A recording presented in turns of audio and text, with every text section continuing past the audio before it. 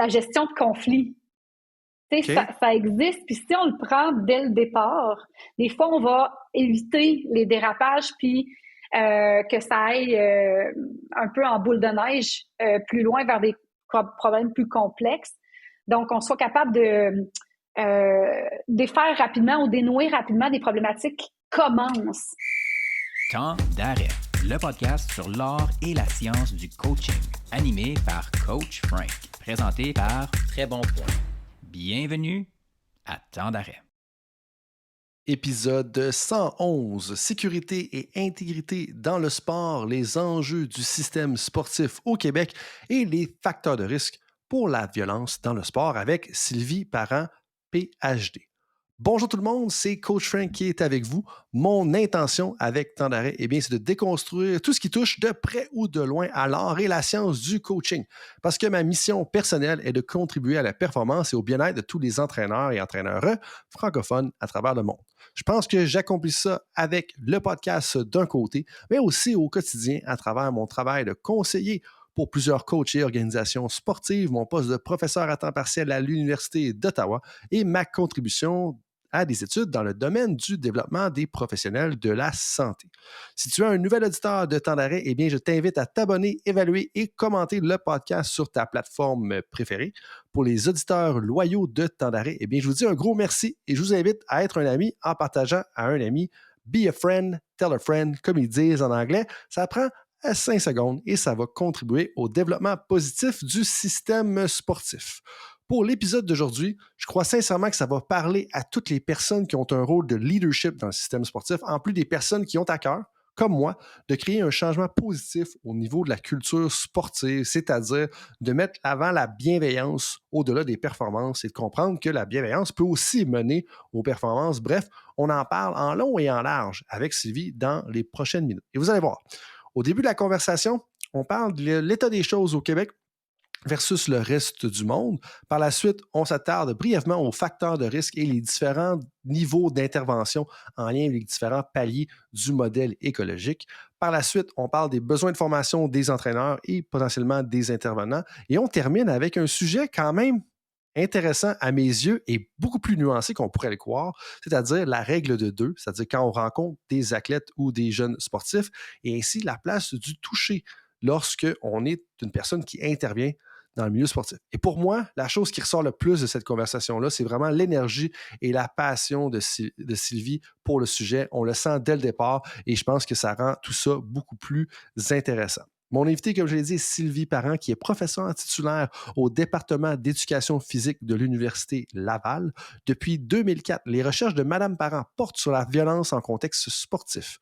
Plus précisément, ses travaux actuels portent sur 5 thématiques. La mesure de la prévalence de la violence envers les athlètes et les facteurs associés, l'impact de la violence dans le sport sur la santé physique et mentale des jeunes participants, la violence vécue par des jeunes officiels dans le cadre de leurs fonctions, les différents contextes de victimisation des athlètes et les besoins de formation des entraîneurs sur la question de la maltraitance en contexte sportif. Elle est l'auteure de plus de 60 publications scientifiques sur le sujet. En 2020, Mme Parent s'est vue confier la responsabilité de diriger la chaire de recherche sur la sécurité et l'intégrité dans le sport. Et en plus de son implication dans la recherche, Mme Parent est engagée depuis 2004 auprès du gouvernement québécois et de la communauté sportive pour lutter contre la violence envers les athlètes. Et au niveau international, l'expertise de Mme Parent est reconnue, comme en témoignent ses contributions comme experte au programme de formation Safeguarding Officer Course et comme co-autrice du Consensus Statement on Safeguarding in Sport du Comité olympique international à paraître en 2024.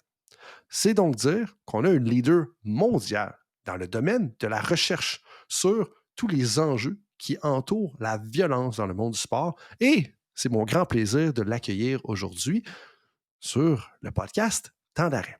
Donc, sans plus tarder, je vous partage cette conversation-là avec Sylvie Parent et tout le monde, je vous souhaite un bon podcast. Tu sais, tu me disais, ça fait 15 ans là, que tu fais ça. Mais qu'est-ce qui te motive ou qu'est-ce qui te passionne encore à te lever le matin puis à travailler là-dessus? Parce que j'ai senti ton énergie quand on s'est croisés au RDSQ. Je le sens déjà là quand on parle ensemble. Comme je suis curieux d'en savoir un petit peu plus là-dessus. Qu'est-ce qui te drive le matin? Eh mon Dieu, c'est vraiment une excellente question. Puis, tu sais, j'y réfléchis souvent dans le sens où des fois, c'est pas évident non plus de travailler dans ce domaine-là.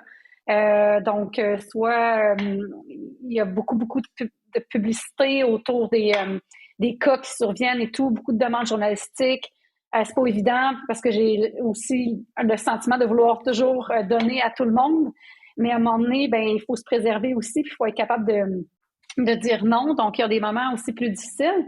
Mais ce qui me raccroche toujours, c'est de penser et de voir, même maintenant, que le travail qu'on fait a des répercussions concrètes sur le terrain. Puis ça, il y a plein d'exemples que je pourrais donner. Puis je me dis, wow, tu sais, ça fonctionne, on contribue à ce changement-là. Puis de contribuer à ce changement-là, j'ai l'impression que le travail que je fais a une valeur. Et que je me sens utile. Fait que je pense que c'est ça qui me drive.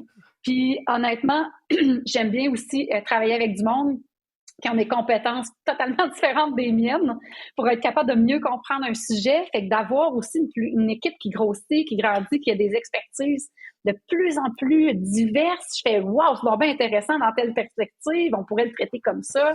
Donc, c'est comme un ensemble de tout ça qui fait que c'est vraiment motivant, là. Ouais. Il y a quelque chose d'enivrant au travail d'équipe, de dire, hey, oui, comme tu collabores avec des gens qui t'amènent à avoir des perspectives différentes, il y a quelque chose de motivant, tu sais, l'être humain est social, hein, pas jusqu'à un certain point, l'être humain est un être social, puis ça, comme on peut pas s'en détacher, tu sais, on a besoin de ça, puis je trouve que c'est enivrant. Mais là, tu as parlé, il y a quelques exemples d'impact concret sur la société, le système sportif. Donc, peut-être juste commencer par une. Je sais que tu en as plusieurs. Des fois, c'est difficile quand on se met on the spot comme ça, mais t'en as-tu un exemple qui te rend particulièrement fier, que tu trouves que, hey, on s'en va vraiment dans la bonne direction avec ça? Ben, je peux en donner quelques-unes que les gens vont peut-être un peu plus connaître, mais SportAid, j'ai cofondé SportAid avec Sylvain Croteau puis Guylaine Dumont en 2014. Donc, ça, pour moi, c'est super important parce que c'est maintenant une organisation qui vient en aide aux gens dans le Québec pour toute la question de l'accompagnement sur la violence en contexte sportif. Donc ça, je pense que c'est un outil extrêmement intéressant. C'est sûr, je me suis détachée d'eux assez rapidement pour les laisser autonomes dans leur fonctionnement puis pour retourner à mon indépendance de chercheur. Mais pour moi, c'était très important qu'il y ait une organisation comme ça en place pour le terrain. Donc ça, c'est un exemple. J'ai été aussi mise à profit pour tout ce qui est la question du développement du traitement des plaintes au Québec. Donc, l'officier indépendant de traitement des plaintes. La politique aussi sur l'intégrité au Québec. Donc, c'est tous des travaux auxquels j'ai participé. J'ai travaillé avec la ministre Pascale Saint-Onge sur sa réforme et tout. Donc, c'est un peu des exemples comme ça ici et là. Oui, tout à fait. Puis de dire que ça crée des changements, pour moi, c'est ce que j'entends parce que, tu sais, c'est ce qu'on veut, c'est de la recherche appliquée. Bon, ton poste, c'est d'être professeur à l'Université Laval, mais tu sais, d'avoir de la recherche appliquée qui va faire une différence, c'est vraiment motivant. Puis, tu sais, là, tu parlais un peu que des fois, ça peut être difficile. Tu parlais des demandes un peu il y a quelques instants, mais de l'autre côté, je trouve que c'est quand même un sujet qui peut être sérieux. Tu sais, on parle de la violence dans le sport, la sécurité et l'intégrité dans les milieux sportifs, qui est le titre en bout de ligne de ta chaire de recherche. Mais moi, ce qui pique ma curiosité, c'est comment est-ce que tu en es venu à te pencher là-dessus? Parce que c'est quand même pas le sujet le plus joyeux, mais mon Dieu que c'est important. Puis plus j'en parle, plus je deviens conscientisé à ça parce que je devrais pas te cacher mon intérêt relativement récent là-dessus, peut-être parce que j'étais naïf puis je faisais tellement juste partie de l'engrenage du système sportif, mais ça, c'est peut-être une conversation pour un petit peu plus tard au moins. Mais ça pique vraiment ma curiosité de savoir pourquoi tu as décidé de te pencher sur la violence en sport, la sécurité, l'intégrité en milieu sportif. Je te dirais que c'est la question qui m'est le plus posée. OK. Oui, donc peut-être que les gens vont être tannés de m'entendre, mais ça part d'assez loin, je dirais. Moi, j'ai fait toutes mes études en sport. Je suis kinésiologue de formation. J'ai fait une maîtrise en administration du sport, justement, à l'Université d'Ottawa. Et je voulais juste pousser mes études. J'aimais le sport. J'étais athlète moi-même en athlétisme. J'ai eu une super belle expérience. Vraiment, là, une belle expérience. Fait que pour moi, le sport était dans ma vie personnelle, était dans mes études. Tout est tourné autour du sport tout le temps. Ouais. Puis, quand j'étais à la maîtrise, j'ai eu un cours dans lequel on me présentait un reportage sur des violences sexuelles envers des équipes canadiennes d'aviron. Et là, j'ai dit, ben voyons comment ça se peut, ça, que ça existe en sport. J'en revenais juste pas. Puis, la fibre en moi de justice et de protection des enfants que j'ai toujours eue, c'était vraiment actionné. Et je me suis dit, hey, il faut que je fasse quelque chose pour ça, parce que pour moi, le sport est beau, il faut enlever ces choses négatives et ces abus-là du contexte, j'ai décidé de faire un doctorat. Donc, j'ai cogné à la porte de Guylaine Demers. J'ai dit, j'aimerais ça que tu m'encadres. Okay. Je voudrais travailler là-dessus. Et là, de dire, oh, parfait, Sylvie, j'embarque. Mais tu sais, c'était quand même un peu risqué pour elle. Mais j'ai fait mon doctorat là-dedans. Puis depuis ce temps-là, je suis dans ce domaine-là de recherche. Ah, mais ça me parle parce que tu me disais, tu sais, ton parcours comme bac en kid, maîtrise en admin, justement, ben là, la maîtrise de l'Université d'Ottawa, puis là, cogné à la porte, tu sais, c'était peut-être un peu imprévu. Est-ce que c'est ce que je comprends, que ton doctorat, c'était comme pas vraiment planifié? Non, moi, la maîtrise, honnêtement, je disais que les gens qui faisaient un doc étaient fous. Je disais que ça n'avait pas de bon sens de faire ça. Mais j'aimais étudier, puis je savais pas trop où j'allais m'en aller. J'avais déjà fait un stage à quelque part aussi, puis je suis pas une bonne exécutrice. J'étais vraiment... Moi, j'amenais des projets. Je voulais développer des choses. Ouais. Fait que ça m'a donné l'occasion de gérer mon propre projet, de développer mes propres idées. Je pense que j'aurais une fibre d'entrepreneur si j'avais pas été à l'université. Là, j'aime beaucoup développer. Je suis très créative. Je pense que c'est mon point fort. Ben oui, puis tu sais, il y a quand même pour être à la tête d'une chaire de recherche comme ça, puis de faire une belle carrière comme professeur, il faut quand même avoir un esprit entrepreneurial, ou on pourrait dire intrapreneurial, tu sais, comme tu es à l'intérieur de l'université, tu es à l'intérieur de département, puis tu pushes les choses. Mais là, comme tu sais, on disait tout à l'heure, comme ça fait quand même un certain temps depuis ta maîtrise, depuis ton arrivée au doctorat. Moi, ce qui pique ma curiosité, tu sais, qu'est-ce que toi, tu trouves qui a le plus changé dans les dernières années, dans ta carrière? Justement, tu dis que ça fait 15 ans que tu dis que tu es professeur, tu as fait ton doctorat justement, dans tout ce parcours-là. Qu'est-ce qui a le plus changé pour les gens qui ont peut-être pas réalisé ça? Parce que souvent, moi, quand je regardais un peu l'agenda puis les questions que j'ai te posées, je me dis, tu sais, moi, j'ai vécu une expérience X pendant une époque X. Ben, ça fait que des fois, on manque un peu de perspective. Puis je trouve que de se poser la question, qu'est-ce qui a le plus changé? Ça nous aide justement à avoir la perspective d'ensemble qui unit tout ça. Je sais pas si ça fait du sens un petit peu. Tu veux dire plus par rapport à la recherche dans ce domaine-là? Ou par je dirais plus la violence dans le sport. Puis oui, ça peut être la recherche, mais plus d'un point de vue global, puis même peut-être plus au niveau québécois. Oui, mais il y a énormément de choses, à mon sens, qui ont bougé. Là. Moi, je travaille avec la direction de la sécurité dans le loisir et le sport depuis 2004. Donc, je suis comme un peu, je ne vais pas dire consultante, là, mais tu sais, on travaille beaucoup en proximité. Je les aide, ils m'aident dans le sens où on se partage les connaissances. J'essaie dès qu'on a des nouveaux résultats, on les partage et tout pour que ça influence et que ça aide les décideurs aussi dans leur prise de décision pour prévenir. Et de 2004 à 2015, je dirais que c'était peut-être un peu plus difficile de convaincre les gens que c'était important, que c'était un domaine auquel il fallait s'attarder. Et je sais qu'une réponse qui m'avait été donnée, c'est on aurait besoin de chiffres pour chiffrer la problématique parce qu'à ce moment-là, ça ne l'était pas. T'sais, on n'avait pas de stats, on n'avait rien pour décrire le phénomène. Même si on en avait dans d'autres pays, on en voulait au Québec. Donc, ça, c'est quelque chose sur lequel on a travaillé pour développer un outil de mesure validé et être capable de venir mesurer ce phénomène-là. Et à partir de ce moment-là, est tombée une conjoncture entre, on a été capable d'avoir des données, puis il y a eu aussi le cas de Bertrand Charret, l'entraîneur de ski alpin qui a agressé sexuellement plusieurs skieuses. Donc, c'est autour de 2015-2016, dans ces eaux-là. Et là, ça a fait vraiment un gros impact là, dans le monde du sport. Et moi, j'ai vu un tournant complètement dans tout ce qui est engagement ministériel des organisations sportives sur cette question-là. Donc, tout ça a été un virage, je dirais, important, où là, les gens se sont remis en question davantage, ont mis davantage des éléments de prévention en place. Donc, c'est amorcé vraiment un virage. Et moi, je trouve qu'on est rendu... on n'est pas parfait encore. Il y a encore des choses à faire, mais ça a énormément changé depuis 10 ans. Là. Ouais. Mais tout à fait. Puis c'est comme si la victoire, on ne croit plus dans le dicton la victoire à tout prix jusqu'à un certain point, tu sais. Comme puis tout ça, puis tu dis que ça, on n'est pas parfait, puis ça l'a changé. Moi, je me mets tout le temps dans une perspective un peu plus internationale des fois, parce que je trouve que je pense qu'au Canada, on est quand même avant-gardiste dans plusieurs domaines, que ce soit plus dans mon dada, le développement des entraîneurs, le développement des professionnels, mais du côté, justement, ça, j'ai l'impression qu'on est quand même en avant de la parade. Mais là, peut-être que je me trompe parce que c'est pas mon champ d'expertise, c'est le tien. Puis en fait, c'est ça ma question. Est-ce que je me trompe? Est-ce qu'on est dans le champ? Est-ce qu'on est en avant de la parade? Parce que ce que j'entends ou ce que j'ai vu ailleurs dans le monde, des fois, comme au Canada, on critique que, hey, on pourrait en faire plus, ce qui est tout à fait vrai. Don't get me wrong, on pourrait toujours en faire plus, mais j'ai l'impression qu'on est quand même avancé jusqu'à un certain point. Est-ce que je me trompe? On est où par rapport à ça versus le reste de la planète de ce que tu connais? Ben, en fait, c'est sûr que sur le plan international, ceux qui sont, je dirais, plus en avance, au plan de la recherche, mais aussi au plan de l'intervention, il y a beaucoup les Européens. Moi, c'est là avec les gens avec qui je travaille, c'est beaucoup des Européens parce qu'ils sont beaucoup plus avancés.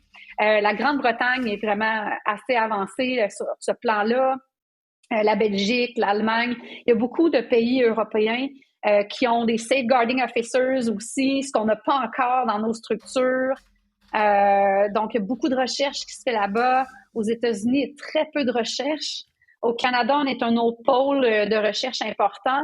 Autrement, dans d'autres pays, je dirais, il y a un essor ou un intérêt qui commence à se faire. Donc, nous, par exemple, on a des demandes pour notre outil de mesure dans certains pays. Le Brésil, le Kosovo, l'Iran, plein de pays. On a 19 pays là, actuellement là, qui sont en train d'utiliser notre outil. Ils n'ont pas encore sorti leurs données. Ce qui veut dire, par contre, qu'il y a des données qui vont sortir sous peu dans d'autres pays autres que le Global North. Là. Ouais. Donc, ça, c'est quand même intéressant. Et je pense que ça commence à bouger un peu partout. Puis, tu disais qu'au niveau des interventions, il y a quand même, tu sais, oui, il y a la recherche, mais tu dis qu'au niveau des interventions, il y a quand même quelques pays qui sont à l'avant, dont certains pays d'Europe, la Grande-Bretagne. À quel point ou comment est-ce qu'ils font ça différemment ou ils s'en vont jusqu'où, justement, pour dire, tu dis, comme, OK, les interventions sont un peu plus avancées. Qu'est-ce qu'ils font différent que nous, on ne fait pas nécessairement encore? Moi, je pense que ce qui manque pour nous, c'est d'avoir des spécialistes du safe sport dans nos réseaux. Donc là, ce qu'on a actuellement, c'est une politique. On a un mécanisme de traitement de plainte. On a SportAid qui accompagne les organisations. Mais ça va prendre des gens avec des spécialités sur les traumas, par exemple, comme des travailleurs sociaux, des psychologues, qui pourraient jouer le rôle de safeguarding officers. Donc, des gens qui sont là pour former les fédérations, former les entraîneurs, les psychologues du sport, qui peuvent répondre aux questions s'il y a des problématiques dans des fédérations, des organisations, des clubs. Et ces personnes-là devraient être formées justement à partir d'instances comme la chaire, par exemple. Parce que la chaire pourrait faire un peu le programme Train the Trainers. Ouais. Donc, d'être capable de former différentes personnes pour qu'elles aillent sur le terrain, qu'ils soient présentes et formées avec des bagages aussi disciplinaires importants. Parce qu'on parle quand même de trauma, on parle quand même de violence. Donc, c'est important d'avoir des gens formés sur le terrain. Puis quand tu dis bagage disciplinaire important, tu veux dire comme une formation reconnue comme travailleuse sociale, psychologue, des choses comme ça? Oui, je pense que oui. Je pense qu'il faut aller là. Ça sera un background important pour être sûr qu'on ait une approche qui est respectueuse aussi des gens qui peuvent vivre des expériences difficiles. Puis pourquoi c'est particulièrement important? Puis permets-moi de te donner peut-être un brief de réponse, là, voir, parce que je me demande, je dis, OK, je peux voir la pertinence sans me dire que c'est vraiment important. Pourquoi c'est particulièrement important? Il y a comme un écart à combler où ils disent que là, on a des personnes qui vivent des traumas, puis il y a juste personne pour les accompagner après, ou il faut qu'ils accèdent aux différentes ressources du système de santé public qui sont très difficiles à accéder. C'est-tu un peu ce côté-là? Parce que, tu sais, pour qu'on drive la création d'un poste d'officier de la sécurité dans le sport, là, j'invente un titre en temps réel en te parlant. Est-ce que c'est un peu pour ça? Bien, c'est pour plusieurs raisons. En fait, ces gens-là ont des bagages pour traiter avec des personnes qui ont vécu des traumatismes. Donc, c'est sûr que c'est des gens qui ont ce background-là, prévention du suicide, intervention en cas de crise, comment on traite les traumas, à qui on réfère. Je pense que pour ces raisons, ne serait-ce que pour ces raisons-là, c'est important. Sinon, je sais aussi qu'en Grande-Bretagne, ce qu'ils font, c'est qu'ils vont chercher aussi des gens qui vont avoir suivi une formation élaborée et poussée sur comment on devient safeguarding officers avec tous des modules particuliers. Donc, ça pourrait être peut-être une idée aussi, mais il faudrait voir les qualifications des gens qui entrent dans ce système-là. Oui, tout à fait. Puis parce que oui, il y a le bagage disciplinaire, puis c'est important parce qu'on veut une certaine reconnaissance, mais juste le côté intervention, l'approche, la relation d'aide, si c'est le bon terme et tout ça, c'est quelque chose qui est quand même pas évident, tu sais. Puis justement, c'est quelque chose, puis là, permets-moi d'aller un peu à l'avant de tout ça, mais j'écoutais quelques vidéos, tu sais, en préparation. J'essaie du moins de faire une ou deux recherches avant de discuter avec les gens. Puis un des éléments que je voulais vraiment discuter avec toi, c'est le côté plus prévention et intervention au niveau de la violence dans le sport. Parce que qu'on soit entraîneur, préparateur mental, kinésiologue, administrateur, directeur technique, gestionnaire de club, parent, on pourrait potentiellement être témoin d'abus ou on pourrait soupçonner qu'il y a de l'abus, de la violence, etc. Puis, tu sais, on parle quand même d'intervention depuis les dernières minutes, puis moi, je me pose la question, comment est-ce qu'on intervient?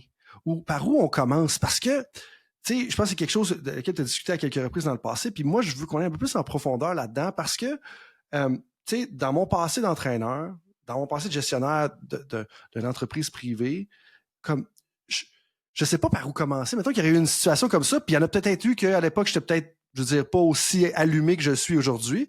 Comme je me demande tout le temps par où on commence. C'est tellement une bonne question, puis elle est difficile parce que c'est un problème complexe. Fait que si on a un problème complexe, souvent on a des solutions complexes. Tout à fait. Et dans l'approche, par exemple, de santé publique, qu'est-ce qu'on va faire? C'est qu'on va aller voir les différents facteurs de risque à différents niveaux du modèle écologique. Donc, on parle, par exemple, au niveau individuel, on peut faire quoi? Au niveau des relations entre les personnes, on peut faire quoi? Au niveau organisationnel, on peut faire quoi? Puis au niveau social, on peut faire quoi? Okay. Donc, il y a de ce qu'on est en train de développer de plus en plus dans ce domaine de recherche-là, c'est de voir quels sont les facteurs de risque. Donc, un, il faut les connaître et on commence à les connaître. Et de deux, qu'est-ce qu'on doit faire à chaque niveau. Donc, jusqu'à maintenant, on a beaucoup de facteurs de risque qu'on connaît sur le plan individuel. Donc, être une femme, un homme, bon. Mais ça, on peut pas changer. Donc, il n'y a pas vraiment d'intervention qu'on peut faire. On peut cibler peut-être des groupes plus à risque à un moment donné, mais je pense qu'il faut aller au-delà de ça.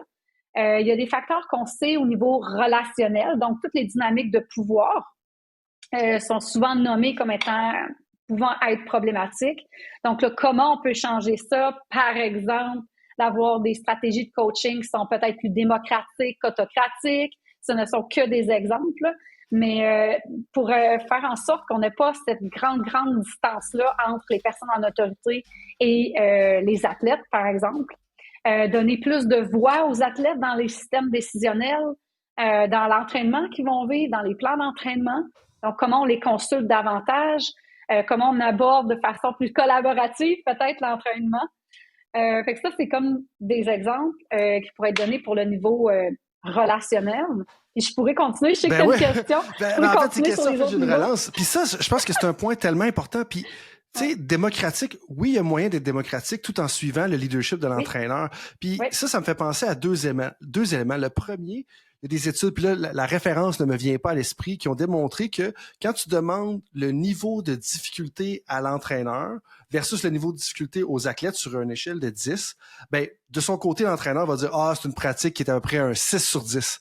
Mais à tout coup, presque 100% du temps, pour les athlètes, ça va être un 7 sur 10 ou un 8 sur 10 ou un 9 sur 10. C'est-à-dire que la séance d'entraînement va être perçue comme étant plus difficile du point de vue des athlètes qu'elle l'est de l'entraîneur. Fait que juste ça, d'impliquer les athlètes dans l'évaluation, dans la modulation de l'entraînement, devient important parce qu'on se rapproche davantage de ça. Puis oui, peut-être qu'à travers le temps, quand ça va faire 1 an ou 2 que tu sondes tes athlètes de façon régulière comme entraîneur, tu vas vraiment finir à avoir un meilleur jugement au niveau de la difficulté des séances d'entraînement. Mais au départ, je pense que c'est bien d'assumer que hey, ça se peut que les athlètes trouvent ça plus difficile, puis justement d'aller les contacter, les sonder par rapport à ça. Là, j'ai perdu mon deuxième élément, mais juste le côté de relation de pouvoir. Ah oui, c'est de mettre la table là-dessus. C'est-à-dire que, tu sais, des fois, il y a des conversations difficiles, mais justement, de mettre la table dès le début de la saison, de dire « Hey, ça va être quoi le style de leadership? Comment est-ce que les décisions vont être prises? » Ou au moins faire preuve de transparence juste là, en impliquant les gens. Parce que, tu sais, dans le leadership, on peut aller de laisser faire, puis sûr que c'est quelque chose que tu as approfondi abondamment, puis que tu as peut-être même couvert dans ta maîtrise, mais tu sais, de laisser faire jusqu'à autocratique. ça veut pas dire que si t'es pas autocratique, t'es obligé d'être en mode laisser faire puis tout donner le contrôle à tout le monde. C'est pas ça qu'on dit. Mais il y a peut-être un juste milieu à explorer. C'est un peu dans ce sens-là, j'imagine, que tu vois les choses évoluer. Parce que ça, en bout de ligne, ce que je comprends, c'est que ça va modifier le climat de l'environnement, puis ça va prévenir justement les abus. C'est un peu ça que tu me dis? Oui, parce que là, on a une étude, entre autres, auquel je pense qui a été faite en Allemagne. C'est la première qui a été capable de démontrer que les styles de coaching plus empowerment versus disempowerment. Ouais. Chez les athlètes qui rapportaient que leur entraîneur avait un style plus de disempowerment, ils rapportaient davantage de violence. Donc, ce qui a été émis comme hypothèse, c'est qu'il pourrait avoir justement dans les styles de coaching un facteur de risque pour la violence en contexte sportif. Donc, toutes les stratégies d'empowerment dans le contexte du sport, les styles d'entraînement de ce sens-là seraient, à l'inverse, un protecteur potentiel. Donc là, on est en train de regarder un peu plus ça. Il y a certaines études en Belgique, je crois, qui ont démontré que le style contrôlant aussi en coaching était associé à la violence en contexte sportif. Donc, on commence vraiment à avoir beaucoup plus d'informations sur le style de coaching, la façon de coacher. Et nous, au Québec, justement, on a fait une étude sur les besoins de formation des entraîneurs. Okay. Et ce qu'on voyait, c'est eux autres aussi avaient toute la question de la perception des effets instrumentaux de la violence. Donc, c'était bien documenté dans la littérature, mais on l'avait jamais testé. Et ça réfère à tout ce qui est le fait de penser que crier après un athlète, par exemple, va le motiver, va augmenter sa résilience, le fait de l'humilier, va contribuer à sa performance. Tu sais, tout un peu les croyances qu'ils peuvent avoir autour de ça. Ouais. Et nous, on l'a mesuré, ça, chez nos entraîneurs québécois, et on a vu que c'était associé très fortement à l'adoption de comportements. Donc, on a aussi testé les comportements des entraîneurs et on a vu une forte association. On avait un modèle prédictif autour de 25% des comportements qui étaient associés à toutes ces attitudes, ces perceptions-là chez nos entraîneurs. Fait qu'on commence à avoir énormément de plus en plus de pistes à savoir avec les entraîneurs, c'est quoi qu'il faut modifier pour prévenir la violence. OK, là, c'est beaucoup d'informations à ingérer, puis c'est super intéressant. Mais là, mais pas de stress, en fait, c'est le but, justement, d'avoir le podcast, puis de pouvoir en discuter de long puis en large. Et là, ce que tu me dis, si j'ai bien compris, c'est que dans tous les abus, 25% des abus pourraient être expliqués par le fait que ce style de comportement-là, est-ce que je me trompe? Vous êtes juste rephrasé. En fait, les variables qu'on a entrées dans notre modèle pour expliquer les comportements des entraîneurs, notre modèle expliquait 25% des comportements. 25% de la variance sur les comportements. Ça veut dire qu'il reste un 75% qu'il faut trouver qu'est-ce que c'est que les autres variables qui vont faire en sorte que les gens vont avoir ces comportements-là. Mais on sait qu'il y a un gros corps là, qui est expliqué par les variables que nous, on a rentrées et entre autres, cette grosse variable-là d'effet perçu de la violence. Puis, quand tu me parles de coaching, bien entendu, ça m'allume par rapport à ça. Puis, tu sais, quand tu parlais d'empowerment, disempowerment, je vais me permettre une traduction qui serait responsabiliser / déresponsabiliser les athlètes, même si c'est pas parfait, parce que le empower, tu sais, empower une personne, c'est plus que la responsabiliser, là, c'est qu'elle en prend part et elle sent vraiment qu'elle appartient à ce que tu essaies de faire, là. Mauvaise traduction. Mais il y a aussi un élément, tu sais, quand tu me parlais du style contrôlant, déresponsabiliser les athlètes, je trouve qu'il y a un élément d'objectifier aussi les athlètes. Tu sais, que les athlètes, c'est des machines qui sont là pour optimiser leur corps, puis qu'en bout de ligne, c'est un véhicule pour aller chercher une médaille d'or. Puis, tu sais, des fois, ça peut frapper quand on entend ça pour la première fois, mais je disais justement un livre là, dans les derniers mois de l'année 2023 qui parlait comment est-ce que dans notre société en général, tu sais, on objectifie des fois les personnes ou les corps. Puis là, je parle pas ici au niveau de l'attrayance physique puis ces choses-là, plus de voir que c'est des machines, puis t'es là pour optimiser chaque grain de ta machine et où, même au niveau du travail, de dire, hey, faut que tu sois productif, t'es là pour donner le plus gros output, si on veut, pour la société, puis c'est ça ton rôle, mais un peu, non, on n'est pas juste une machine, là, c'est pas vrai qu'on marche comme une machine qui va monter une voiture dans la chaîne de montage de Toyota, là, c'est pas la même chose. Puis je trouve que si on commence déjà à changer juste notre perspective sur les athlètes, que les athlètes, c'est un humain qui s'adonne à pratiquer le sport dans un contexte d'élite, mais juste là, comme si on a cette perspective-là, ça devient à mon sens, ça doit être plus difficile du moins de tomber dans l'abus parce qu'on voit pas comme, hey, toi t'es un moyen pour aller chercher une pièce d'or là, qui est grosse, peut-être de 3 pouces de diamètre, là, si on veut. Là. Mais malheureusement, en tout cas, c'est un facteur qui est documenté comme étant un facteur de risque. L'objectification des athlètes Par contre, de ce que moi je vois dans ma pratique, pas dans ma pratique, mais dans mon vécu de maman qui assiste à des tournois, des compétitions, puis avec les lectures que je fais aussi, pour moi, ça, on n'est pas encore là. Je pense qu'il y a comme le beau discours de oui, les athlètes sont des humains, oui, les athlètes, faut les voir dans leur globalité, c'est pas juste des machines.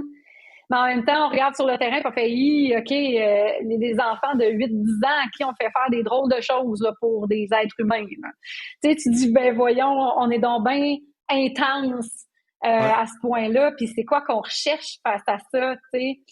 Et là, il y a plein de comportements qui me viennent en tête, mais le problème aussi, c'est quand ça touche des enfants, tu sais, quand ça touche des jeunes, parce que là, ce ne sont pas, littéralement, ce ne sont pas des petites machines. Tu sais, si à un moment donné, tu deviens professionnel dans ton sport, peut-être, tu es rémunéré pour ça.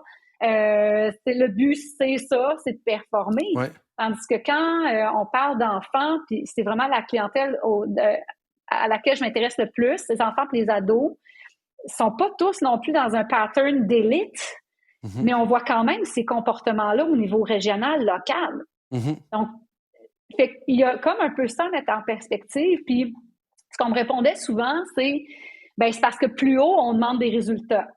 T'sais, plus haut, on demande des médailles. Plus haut, on demande pour les commandites, etc., etc. Et ça découle sur tout le monde, ça met des pressions sur tout le monde. Probablement qu'il n'y a absolument pas juste ça, mais ça fait partie de ce que j'ai entendu aussi de certaines personnes sur le terrain.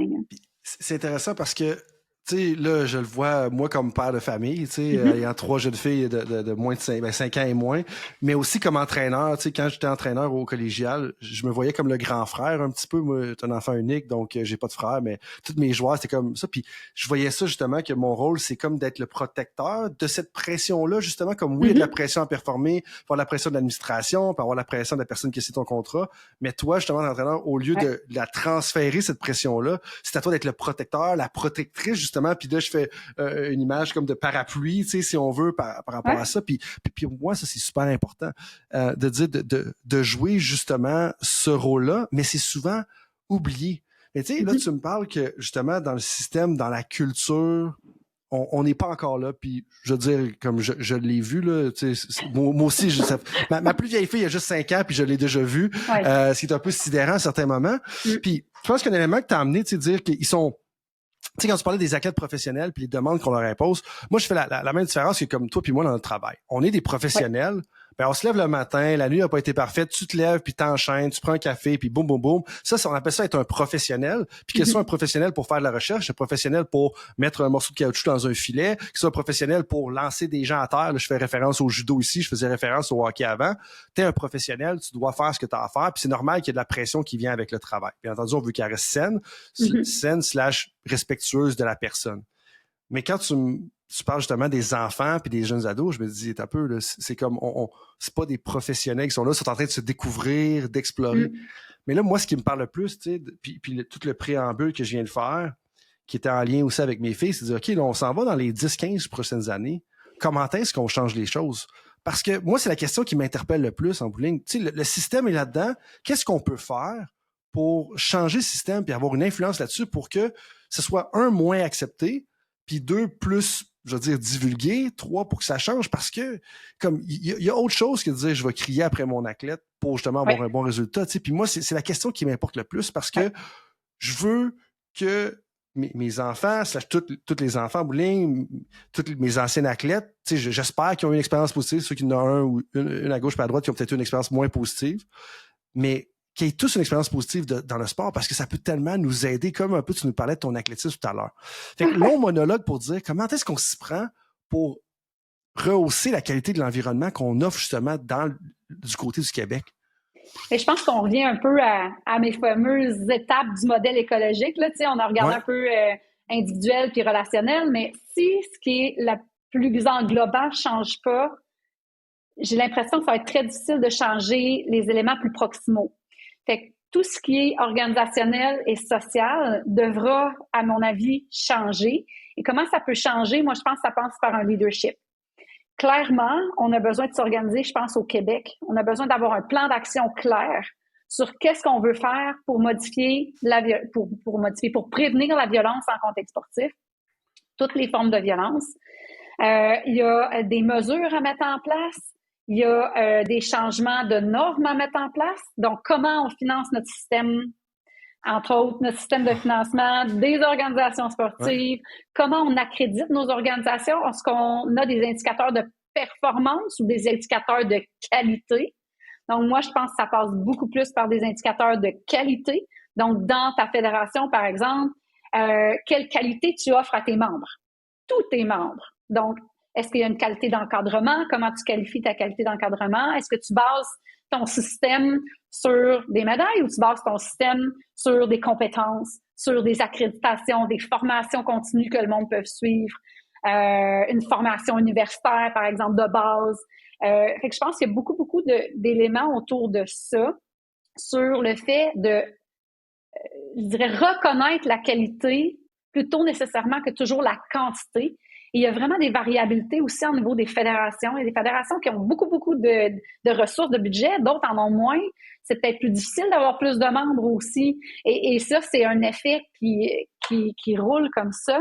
Donc, toute la question du financement, de reconnaître la qualité de l'encadrement. Un élément hyper important pour moi, c'est la professionnalisation des entraîneurs. Mm-hmm. Donc, qu'on soit capable d'avoir des entraîneurs qui ont une formation complète. Et là, je vais dans l'utopie, là, mais des formations universitaires. Parce que coacher un athlète, tu le sais comme moi, il faut avoir des notions de nutrition, de psychologie, d'enseignement, de didactique, de pédagogie énormément, ce qui manque beaucoup, je pense, dans la formation de nos entraîneurs. Mm-hmm. C'est normal parce qu'ils en ont comme 10 000 petites formations à faire pour des gens qui sont même pas à temps plein là-dedans. Donc ça, c'est un élément majeur. Et je dirais en troisième, mettons, puis je vais m'arrêter là parce que j'aurais plein d'autres idées, là. Mais comme je disais, le leadership, un engagement, aussi des gestionnaires sportifs qui soient formés aussi parce que c'est eux qui vont mettre en place les mesures dans leur organisation sportive. Mm-hmm. Mm-hmm. Et eux aussi, c'est des gens de premier plan là, qu'il faut qu'ils soient en mesure d'être capables de comprendre la problématique, de savoir qu'est-ce qu'on met. Comment on éduque, comment on forme notre monde, qu'est-ce qu'on met comme politique, etc. Fait que ça, ce n'est qu'un petit aspect. Là. Juste l'élément de la professionnalisation des entraîneurs, tu sais, il y a l'exemple du Brésil puis de la Lettonie, là, c'est les deux pays que je vais peut-être connaître plus de ce côté-là, où est-ce que dans ces deux pays-là, puis si je me trompe, là, je ne pas de me corriger, mais si je me trompe pas, ce que je crois, c'est que il faut absolument avoir un baccalauréat en éducation physique ou quelque chose de connexe pour être un entraîneur. Je sais qu'au Brésil, c'est une loi, par exemple. Mm-hmm. Tu sais, comme ça, juste à cause justement de l'importance des interventions auprès des jeunes, auprès des athlètes et tout ça. Est-ce qu'on a besoin d'aller à ce point-là au Québec? Ça, on n'est peut-être pas rendu là. Peut-être qu'on va arriver là dans 5, 10, 15 ans parce qu'il y a quand même plusieurs étapes. Puis là, il y a peut-être des entraîneurs qui nous écoutent, qui nous disent « Ah ben là, si tu mets ça, moi, je pourrais plus coacher demain. » Pas ça mon point. Moi, c'est juste de dire qu'il y a quand même des exemples dans le monde où est-ce que ça se fait. Mais moi, tu as touché un des éléments qui me parle le plus. Ouais. C'est la complexité de notre système de formation, puis la quantité de formation qu'on doit faire, puis tout ça. Puis oui, à la base, au niveau de la formation des entraîneurs, c'était quand même une bonne idée de dire « Hey, on va contextualiser la formation, on va l'adapter. Est-ce que tu coaches plus des athlètes d'âge secondaire, de haut niveau, plus les fins de semaine, des jeunes enfants? » Mais en même temps, en mettant 43 morceaux à acquérir pour pouvoir être officiellement certifié, ça fait que les entraîneurs se perdent parce que, comme tu as si bien dit, ils sont pas là à temps plein, ils n'ont pas juste ça à réfléchir justement à leur coaching. Fait que de décomplexifier ça pour justement permettre que nos entraîneurs soient, je veux dire, il y a le minimum où tous nos entraîneurs soient compétentes, ben je pense que ça sera un bon point de départ parce qu'il y a le côté, comme tu disais, didactique, enseignement, pédagogie, intervention, leadership. Tout cet aspect-là est tellement important puis ça a un gros impact. Puis ça, pour moi, ça serait le point de départ de dire que hey, est-ce qu'on peut faciliter l'accès à une certification, justement?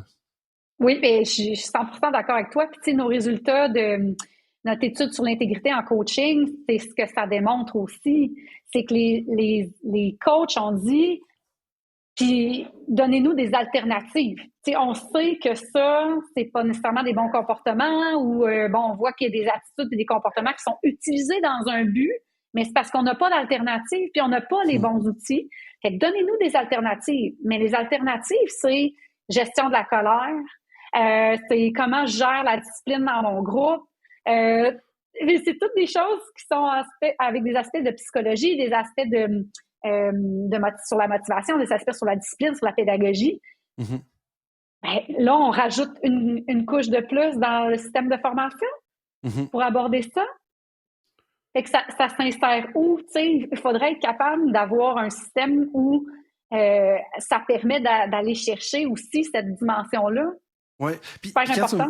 Puis quand tu me fais penser aux pressions, ce que tu viens de dire là me fait penser justement quand tu parlais des organisations, puis de dire, c'est quoi que vous valorisez? Parce que comme mon superviseur, que les gens connaissent maintenant, là, Pierre Trudel disait tout le temps, les gens vont finir par modifier leur comportement en fonction de ce que tu évalues. Fait que c'est sûr qu'après ça, si on demande à l'entraîneur d'être super pédagogue, d'être patient, d'être démocrate dans sa façon d'intervenir, puis que on dit, ben là, je donne un exemple extrême, mais c'est des exemples dans le milieu professionnel que ça va arriver.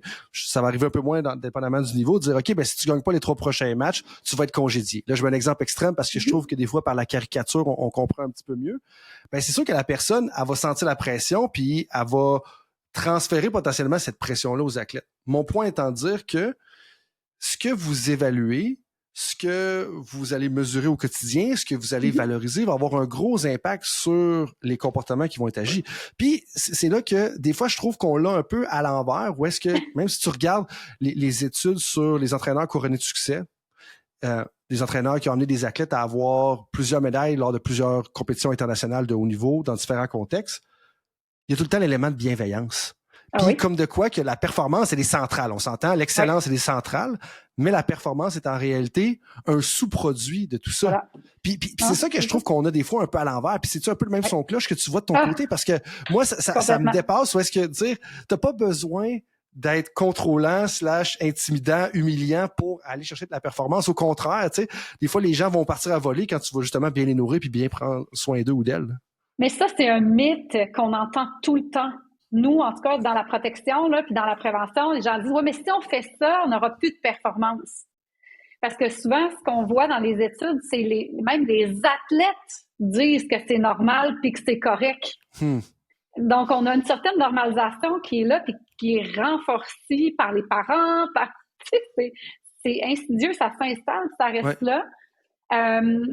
Puis, il faut dire aussi que les entraîneurs, dans l'étude qu'on a faite, ressentaient de la pression de leur organisation et c'était associé à l'usage de comportement. Donc, plus la pression était grande, plus il y avait de comportements de violence chez nos entraîneurs. Donc, l'équation est facile à faire. Fait que si, comme tu le proposes, puis c'est vraiment quelque chose qu'il faudrait faire à mon avis, c'est un peu ce que je disais tantôt, d'avoir des indicateurs différents. Donc, d'évaluer de façon différente avec une autre perspective. Et là, moi, c'est ce que Sylvie Bernier avait déjà dit à Tout le monde en parle que je trouve intéressant. Imaginez, j'ai performé après avoir vécu tout ça dans ma carrière. Imaginez si j'avais été bien, comment j'aurais encore plus performé. Fait qu'il faut défaire ce mythe-là en disant si notre monde est bien, si nos athlètes sont bien encadrés et tout, et ont une belle expérience, ils risquent pas mal plus de performer par la suite que l'inverse. Puis c'est la durabilité de la carrière aussi, parce que des fois, on brûle les athlètes qui auraient peut-être resté plus longtemps là-dedans. Puis justement, comment tu vois, puis là, j'ai la misère à le formuler dans ma tête, mais je vais le dire comme je le sens, puis on prendra le temps de clarifier, mais le rôle des athlètes là-dedans. Puis là, je suis pas en train de dire que les athlètes sont responsables de tout ce qui se passe, c'est pas ça que je dis, mais c'est quoi, qu'est-ce qu'on devrait faire?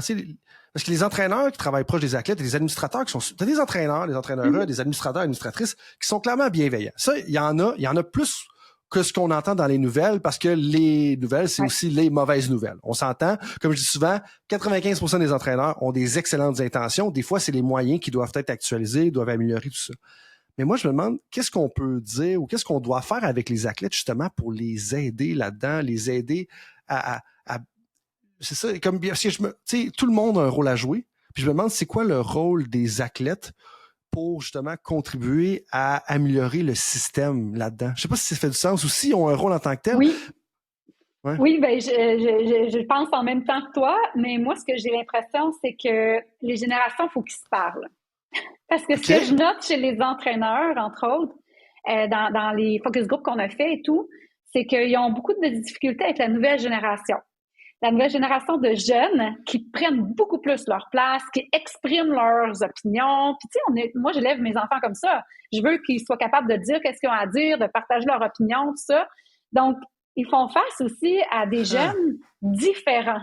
Et ils sont souvent dans une culture qui est la culture qu'eux ont appris comme coach, comme athlète. Fait que là, on a quelque chose qui part de « j'étais un athlète, je suis devenu un coach », oups, je vais entraîner des jeunes de la nouvelle génération là, qui ont 15, mais même moins que ça aussi, qui ne laisseront peut-être pas dire quoi faire tout le temps s'ils ne comprennent pas le sens de ce qui est demandé. Ouais. Et là, ça, je pense que c'est un travail, oui, des entraîneurs, des instances, mais aussi des athlètes à peut-être faire attention à comment ils communiquent leurs besoins, puis à exprimer tout ça.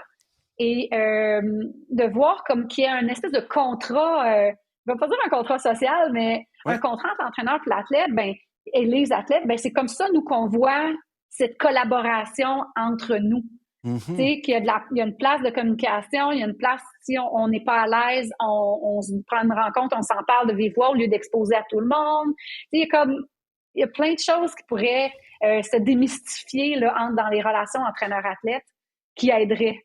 Je pense. Puis, ça me parle ce que tu viens de dire, parce que ce que je vois là-dedans, pour moi, c'est de dire, je vais donner l'exemple comme professeur chargé de cours, plus le temps avance, plus la différence d'âge, elle est significative entre moi et mes étudiants puis mes étudiantes, mais je leur dis tout le temps, hey, ça se peut qu'il y ait quelque chose qui soit pas clair, ça se peut qu'il y ait quelque chose qui soit pas bien écrit à quelque part, dites-moi-le respectueusement, puis j'ai aucun problème. Mais là, si on flippe ça en lien avec ce qu'on disait, moi, je pense qu'une des choses qu'on peut peut-être faire, c'est justement mentionner aux athlètes, ou si tu es un athlète qui écoute la conversation, te dire, OK, s'il y a quelque chose qui concorde pas un peu, ou qu'on sent que ça commence à dévier, s'en aller dans une direction qu'on n'aime pas, je vais le communiquer à mon entraîneur ou à la direction, dépendamment du système en place, de façon respectueuse. Après ça, c'est pas fair de s'attendre que ça change du jour au lendemain. On s'entend, dans le sens que le changement, ça prend quand même un certain temps.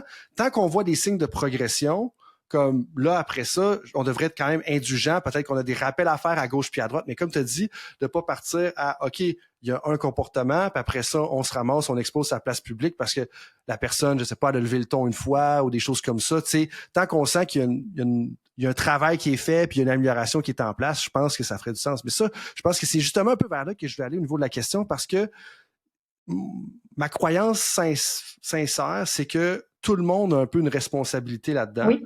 Puis je pense pas que c'est les athlètes qui ont la plus grande responsabilité, parce que les athlètes rentrent dans un système qui est déjà en place avant eux, tu sais.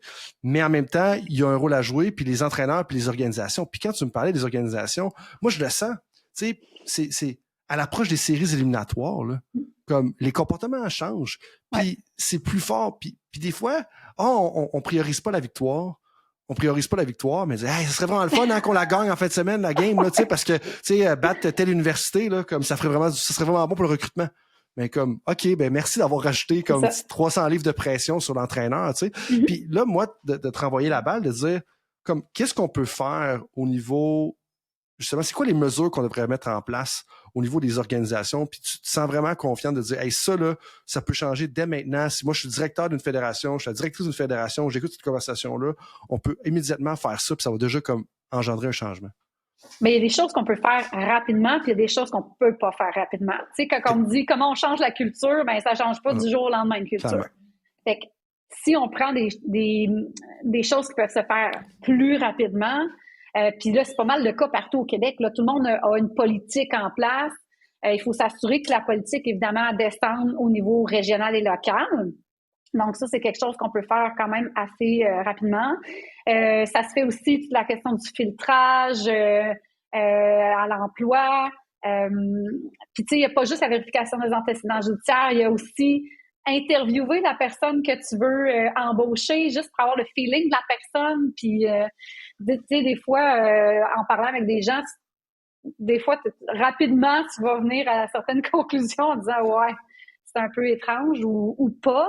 Avoir des références, aller chercher des références sur la personne qu'on embauche. Ça, c'est tout comme plus des mesures dans les organisations sportives. Mais ce qu'on peut avoir aussi, c'est toutes des façons de venir informer notre milieu. Donc, que ce soit par des séances d'information, des guides, peu importe, donc qui sont développés ici et là, mettons avec SportAide, il y a plein de collaborations qui peuvent se faire pour informer le milieu des politiques qu'on a en place, des mécanismes pour porter plainte, que faire avant de porter plainte, parce qu'il y a comme une gamme de choses avant d'en arriver là. Et ça fait partie un comme peu quoi, par des exemple? éléments. Ben, tu sais, tout ce qui est la gestion de conflits. Tu sais, ça existe, puis si on le prend dès le départ, des fois, on va éviter les dérapages, puis que ça aille un peu en boule de neige plus loin vers des problèmes plus complexes. Donc, on soit capable de défaire rapidement ou dénouer rapidement des problématiques qui commencent. Donc, si, par exemple, il y a des problématiques dans le milieu d'entraînement avec le fait, mettons qu'un entraîneur pèse les athlètes devant tout le monde, ben il peut, puis qu'un parent est à l'affût de ça ou a noté ça, ben peut-être qu'aller parler à un entraîneur en one-to-one serait une bonne manière de faire pour dire, hey, je suis pas sûre que c'est peut-être la bonne idée. Est-ce que tu aurais d'autres alternatives? Ça rend mon enfant inconfortable, tout ça, au lieu de porter plainte directement. Donc, il y a comme des étapes qu'on peut faire dans un conflit là, avant d'en arriver à porter plainte. Là. Donc, de documenter un peu ces zones-là pourrait être intéressante. Il faut aussi être capable de pouvoir orienter les gens vers des ressources pertinentes en cas de problématique. Donc, les SportAide de ce monde, l'ordre des psychologues, dépendamment du problème qui vient à nos oreilles. Là. Puis, avant d'aller plus loin, justement, ce que j'entends là-dedans, moi, quand tu parles de l'exemple de l'entraîneur qui pèse ses athlètes dans un endroit qui est peut-être inapproprié, c'est, oui, le parent a à communiquer cette information-là de façon appropriée, mais je pense qu'un gros rôle revient à l'organisation et à l'entraîneur de créer ces canaux de communication-là. Ouais. Tu sais, je te donne par exemple, c'est comme on travaille avec n'importe qui ou on collabore avec d'autres entraîneurs, ben dire, hey, si jamais il y a une problématique, vous pouvez déposer ça dans tel canal sur Teams, par exemple, que si vous travaillez sur la plateforme Teams, ou même dans une petite boîte à quel endroit, tu sais, on vient à la boîte à suggestions, qui est un exemple classique un peu, tu sais, je veux dire ludique ou loufoque par rapport au contexte, c'est pas nécessairement ça qu'on veut dire, mais l'idée est de dire de créer un endroit, un canal de communication clair et explicite. Puis des fois, je trouve que dans la communication, justement, sans être un expert là-dedans, je pense que ce qu'on ne prend pas le temps de faire en début d'année et où lorsqu'il y a des parents, des athlètes qui arrivent, c'est de dire, OK, hey, s'il y a un problème, voici tel endroit où voilà. Si c'est un problème qui me concerne moi, puis que vous ne sentez pas à l'aise de m'en parler à moi, c'est bien correct, je comprends ça, vous pouvez en parler à Sylvie. Voilà. Ou si vous avez un problème avec l'administration, puis là, mettons que tu es la chef de l'administration de ce club-là, ben vous pouvez en parler avec François, qui lui est responsable de ça. Donc, là, de créer ces canaux-là de communication de façon explicite, ça donne un recours aux personnes qui vont faire peut-être que justement, ils vont pas arriver à dire « Hey, je vais aller porter plainte du premier coup ». Ça fait-tu du sens un petit peu? Oui, c'est exactement ça. Puis tu sais, on parlait de communication, puis il y a beaucoup de choses qui reviennent à la communication. Depuis le début qu'on en parle, là, il y a énormément de choses qui reviennent à ça.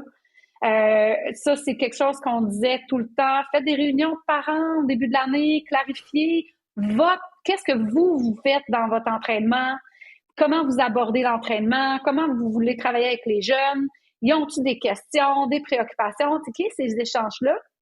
Des fois, ça va juste faire en sorte que si les parents observent quelque chose, ne comprennent pas pourquoi l'entraîneur fait ça, là, il y a de la grogne dans les estrades. Et là, ça peut créer des boules de neige comme ça qui font en sorte qu'il y a des conflits qui vont éclater, puis c'est pas justement souhaitable du tout. Une autre affaire qui pourrait être intéressante, c'est que chaque type de sport a aussi ses réalités. Par exemple, tous les sports plus esthétiques ou autres, ben le poids a une importance, l'esthétisme a une importance, ben il va y avoir des enjeux autour de ça. C'est ce qu'on appelle le body shaming, ça existe. On en a vu. Donc, il y a des guidelines spécifiques pour certains types de sports qui vont avoir des enjeux particuliers. Toute la question des catégories de poids, par exemple, dans les sports, évidemment, catégories de poids, il pourrait avoir des guidelines plus clairs qui sont dirigés vers les clubs, vers ces gens-là. Donc, les problématiques particulières qu'on observe dans certains sports de fournir ces informations-là aux entraîneurs puis aux parents, ça pourrait être une bonne idée. Ben, tout à fait. C'est quoi les étapes à suivre dans un cas, justement? Parce que on a tout le temps l'impression que chacune des situations est unique, mais souvent, si tu as vécu ou si tu vis une situation, il y a quelqu'un quelque part dans le monde qui a vécu une situation, si elle n'est pas pareille ou exactement pareille, ben, probablement similaire à ce que toi tu vis. Puis justement, tu sais, ça me faisait penser au fait que, tu sais, il y a plusieurs intervenants quand même d'impliqués dans tout ça, tu sais, que ce soit le personnel médical, les gestionnaires sportifs, les intervenants psychosociaux, les préparateurs physiques, puis d'avoir ces conversations-là avec tout le monde. Puis oui, c'est un peu moins inefficient parce que justement, comme tu disais un peu tout à l'heure, il y a 450 000 tâches qui sont demandées aux entraîneurs pour souvent des salaires quand même très modestes. Et en plus, au niveau des heures ou de la charge de travail, souvent, c'est pas des gens qui vont travailler à temps plein, qui vont travailler à temps partiel, à demi-temps, puis ces choses-là. Mais il faut quand même prendre la peine d'impliquer tout le monde dans ça, puis ça va vous sauver bien des maux de tête. Puis tu sais, dans votre projet, justement, que vous menez sur l'analyse des besoins de formation, tu sais, au niveau des intervenants en sport, quoi d'autre qui ressort comme les grands constats? Parce que moi, quand je faisais justement mes recherches pour notre conversation d'aujourd'hui, je me dis, OK, là, vous avez analysé les besoins de formation des intervenants œuvrant auprès des athlètes au sujet de la maltraitance en milieu sportif. On en parle un petit peu depuis tout à l'heure, mais qu'est-ce qui ressort? Puis c'est quoi les grandes lignes? Y a-t-il d'autres choses qu'on n'a pas touchées que tu veux absolument prendre le temps de dire, hey, ça, il faut faire attention à ça, ou ça, on a observé ça. C'est une autre problématique qui est très importante dans le milieu. Bien, il y avait toute la question que je disais tantôt des attitudes face à l'utilisation de la violence, de dire, ben ça va m'aider. Si j'ai tel comportement, ça va plus motiver mes athlètes, ça va travailler leur résilience. Donc, c'est assurément, il faut travailler à défaire ces mythes-là et à donner des outils alternatifs. Ça, c'est vraiment un gros highlight de ce qu'on a trouvé. On a trouvé aussi, comme je te disais tantôt, que les contraintes et les pressions qui sont mises sur les entraîneurs vont être associées justement à l'usage de comportement. Donc, il faut travailler aussi sur la structure, sur les gens qui engagent les entraîneurs pour que cette pression-là diminue ou soit modifiée, là, dire que les critères d'évaluation, comme on disait tantôt, changent. Donc ça, c'est super important. On a vu aussi ils ont nommé plein de savoirs qu'ils voulaient avoir, plein de connaissances qu'ils voulaient avoir là-dessus. Et ça tournait autour des savoirs professionnels, des savoirs personnels, puis des savoirs interpersonnels. Donc, d'être capable d'aller chercher toute la question de la gestion des émotions, comment on gère nos émotions. Okay. Ils veulent avoir des boîtes à outils pour gérer la discipline. Ils veulent avoir des outils pour reconnaître les formes de violence, savoir comment intervenir quand on est témoin. Donc, l'approche bystander approach. Ouais. Et on a mis aussi les styles d'entraînement, d'être capable de voir comment je peux adapter mon style d'entraînement par certains outils. Donc, ils ont besoin d'outils pour faire ça aussi. Ouais. Puis, on a vu qu'ils voulaient des formations qui étaient flexibles.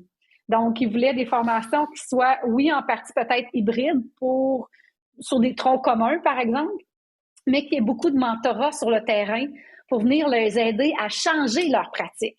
Parce que c'est pas par une heure de capsule qu'on change nos pratiques. Donc, il y a toute la question du mentorat, donc les accompagner, d'avoir des formations en continu, donc qui sont répétées dans le temps, à intervalles réguliers, puis qu'il y ait des troncs plus spécifiques sur certains éléments, par rapport à l'esthétisme, par exemple, au corps, toute la question du toucher en entraînement, les pratiques pédagogiques, donc un peu tous ces éléments-là. Puis c'est ça, le mentorat était super important. Nous, on avait en tête aussi d'utiliser des systèmes d'observation pour voir si les styles d'entraînement se modifient au fil du temps sur le terrain.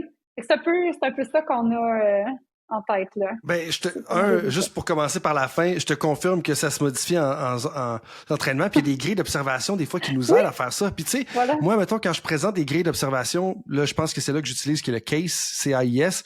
Il y a comme 23 types d'interventions. Puis la première fois que je viens pour l'utiliser, avant même de rentrer dans le détail, OK, l'entraîneur a passé 20 minutes en silence sur 60 minutes, là, j'ai un exemple fictif, ben, l'entraîneur fait comme, OK, t'as peu, il y a 23 types d'interventions différents que je peux utiliser. Puis t'es comme, ouais, ben juste ça expose justement à d'autres éléments. Mais là, je reviens à la première chose que tu as mentionnée. La gestion des émotions. Tu sais, c'est tellement différent, puis tu le vois des fois juste dans le milieu familial, comment est-ce que, du moins, je veux dire, dans la parentalité moderne, si on veut, c'est quand même important, tu sais, de apprendre à tes enfants à bien gérer leurs émotions. Mais tu le vois des fois quand tu es confronté avec des personnes qui viennent d'un différent milieu ou de différentes générations, comme moi, mais vous passez donc bien du temps comme à parler des émotions avec vos enfants. Oui, mais c'est parce que c'est ça qu'il faut faire, puis c'est là qu'on est rendu là aujourd'hui. Puis tu vois qu'il y a vraiment comme un clash au départ là-dessus. Mais justement, je pense qu'on aurait tous à gagner, tu sais, d'investir un peu plus là-dedans, parce que justement, si je fais un lien avec, ça va dater d'il y a quand même peut-être 2 ans maintenant, Nicolas Roy, qui est un spécialiste des ressources humaines, qui est venu sur l'épisode, je pense, 72, dans ce coin-là, 71, 72, il disait en 2030 ou quelque chose comme ça, 50% de la performance des employés va être expliquée par leur intelligence émotionnelle. Tu sais, on s'en va là. Tu sais, où est-ce que c'est plus tant justement ton savoir professionnel, ton savoir technique, tactique, c'est tout ce qui entoure la livraison de ce savoir-là. Tu sais, c'est un peu le message que tu envoies en bout de ligne, là. Exactement. Puis ce qui est beau avec la prévention de la violence, c'est que ça va toucher à plein de domaines. Tu sais, ce qu'on valorise de plus en plus, c'est avoir des approches systémiques au lieu avec les approches spécifiques. Les approches spécifiques, ce serait, mettons, la vérification des antécédents judiciaires pour prévenir la violence sexuelle en contexte sportif. Tu sais, c'est très spécifique à la violence. Mais les approches systémiques, c'est des approches qui sont plus en lien avec, mettons, l'inclusion, l'équité, la sécurité sur le plan émotionnel et tout, qui vont avoir des impacts sur plein d'enjeux qu'il y a déjà en sport. Tu sais, si tu parles de discrimination, tu parles d'harcèlement, de violence, de dopage, de gestion des blessures sportives, ben tout ça là est relié souvent aux mêmes grands enjeux de sécurité physique et psychologique. C'est comme si on était capable d'avoir des interventions plus systémiques, on aurait probablement un impact encore plus grand sur d'autres problématiques qu'on voit dans le milieu du sport aussi. Ouais. Puis j'ajouterais à ça, tu sais, au niveau éthique, dans le sens que, comme si on passait plus de temps à réfléchir à notre éthique personnelle, à nos valeurs, à tous ces éléments-là, et qu'au niveau du système, on intervient un peu plus là-dessus, je pense que ça va faire justement des professionnels qui vont avoir, puis quand je parle de professionnels ici, je parle comme les entraîneurs qui sont des professionnels, à mon sens à moi, qui doivent avoir un jugement pour prendre des décisions dans des situations qui sont toutes sauf blanches ou noires. On s'entend, c'est plein de nuances de gris coachées. Ben, je pense que justement, si on a plus de réflexion au niveau éthique, même si c'est pas toujours le sujet le plus sexy, on va se le dire, quand on arrive avec le code éthique, c'est pas, le monde ne tripe pas au départ, mais ça a un gros rôle à jouer justement dans la création d'un environnement qui va être propice à l'excellence personnelle, sportive, justement, mais dans un climat de bien-être aussi pour les athlètes. Tu sais, dans toute cette modification-là, pourquoi on ne voit pas souvent des super bons coachs avec les jeunes? C'est un peu ça le minding aussi, c'est on va mettre nos super bons coachs avec l'élite. Mais les jeunes, là, ce qui arrive, c'est qu'ils ont des coachs débutants, c'est correct, là, mais des fois, les expériences sont pas super bonnes, fait qu'ils s'en vont. Fait que si on avait tous des coachs plus professionnels, justement, dans notre milieu, ben on aurait la chance à plein de monde de vivre une expérience avec un coach d'expérience, avec des gens qui sont formés pour faire ça, qui ont de l'aspect pédagogique pour travailler avec des 8 ans, tu sais. Puis c'est ça qui s'est fait en termes d'enseignants aussi. Tu sais, avant, enseigner, t'avais pas de formation nécessairement tant que ça. Puis à un moment donné, ça s'est formalisé. Puis les enseignants, maintenant, on le voit, là, c'est des gens qui ont un bac universitaire, c'est des gens parce qu'ils travaillent avec des tout-petits, puis ils travaillent avec des jeunes. Ça prend des qualités particulières. Puis tu enseignes pas avec des 8 ans comme tu enseignes avec des 15 ou comme tu enseignes aux adultes à l'université. Mais ça devrait aussi les mêmes principes en sport. Puis quand tu dis les meilleurs entraîneurs avec les plus jeunes, moi, la première fois qu'il met la question, OK, maintenant, c'est comment est-ce qu'on va évaluer ces entraîneurs-là? Puis qu'est-ce qu'on va évaluer? Parce que là, comment est-ce qu'on décrit les meilleurs? Souvent, dans certains sports, ça va être l'entraîneur ou l'entraîneur qui produit les meilleurs temps, qui produit les meilleurs sauts, les meilleurs levées, les meilleurs résultats.